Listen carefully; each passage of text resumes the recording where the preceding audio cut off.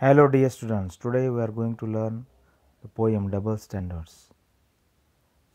नमस्कार विद्यार्थी बांधवांनो, आज आपण डबल स्टँडर्ड्स ही कविता अभ्यासणार आहोत.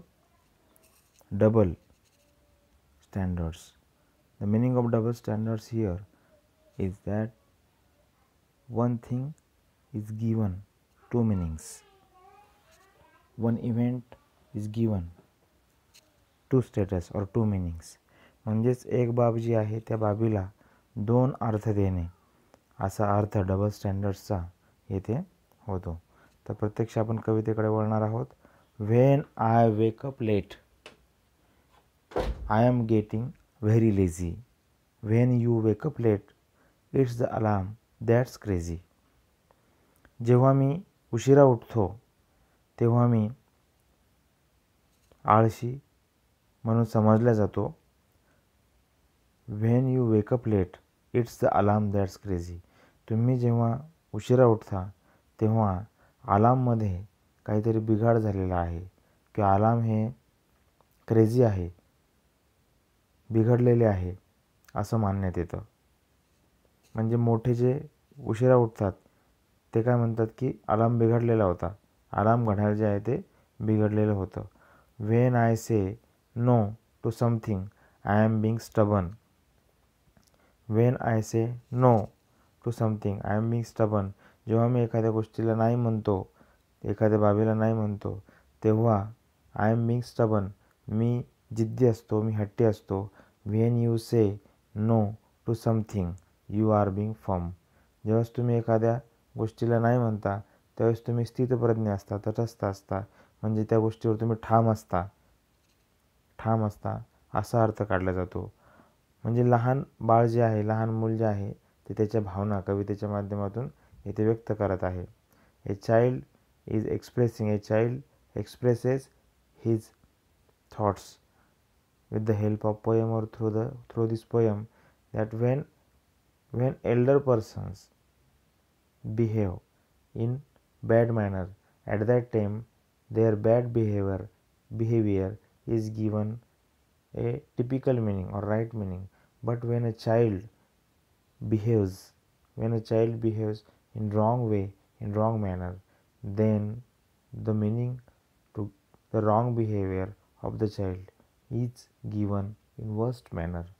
It is the main meaning of this poem or main theme of this poem. When I raise my voice it is shocking and rude. जेव्हा मी माझा आवाज उंचावतो तेव्हा ते धक्कादायक आणि उद्धट असतं. When you raise your voice you are teaching me to good. You are teaching me to be good. जेव्हा तुम्ही तुमचा आवाज उंचावता तेव्हाच तुम्ही मला काहीतरी चांगलं शिकवत आहेत असं त्याचा अर्थ काढला जातो. व्हेन आय ब्रेक समथिंग, ज्यावेळेस मी काहीतरी तोडतो, I am clumsy or careless. ज्यावेळेस माझ्याकडून काहीतरी तोडण्यात येतं, मी काहीतरी तोडतो त्यावेळेस तुम्ही काय मला वेंधळा आणि निष्काळजी म्हणून हिणवता. When you break something it slipped you were helpless. When you break something it slipped you were helpless.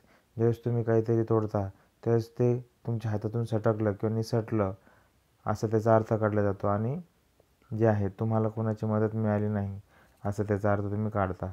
When I do something wrong I am such a terror. ज्यावेळेस मी काहीतरी चुकीचं करतो त्यावेळेस बघा इथे टेररचा अर्थ दिलेला आहे. When I do something wrong I am such a terror. म्हणजे ज्यावेळेस मी काहीतरी चुकीचं करतो त्यावेळेस मी कोणाला तरी त्रास देतो आहे असं त्याचा अर्थ होतो. When you do something wrong it's a forgivable error. ज्यावेळेस तुम्ही काहीतरी चुकीचं करता त्यावेळेस ते इट्स अ फॉरगिवेबल एरर, म्हणजे ते क्षमा करण्यालायक चूक आहे असं त्याचा अर्थ काढला जातो. When I quarrel with a friend I am wild and naughty. ज्यावेळेस मी माझ्या मित्रांसोबत भांडतो त्यावेळेस मी रानटी आणि खटाळ असतो.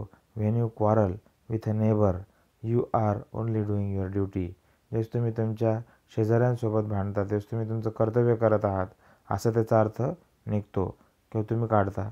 So I am always wrong and you are always right.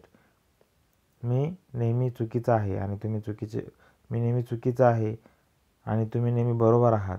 O why do people grow up and spoil a child's delight. आणि का बरं लोक मोठे होतात आणि लहान मुलांचा आनंद जे आहेत त्या आनंदाचा नाश करतात. अतिशय सुंदर अशी कविता आहे. I think that you have understood this poem. Please subscribe my channel, do like, share and comment the video. Thank you so much.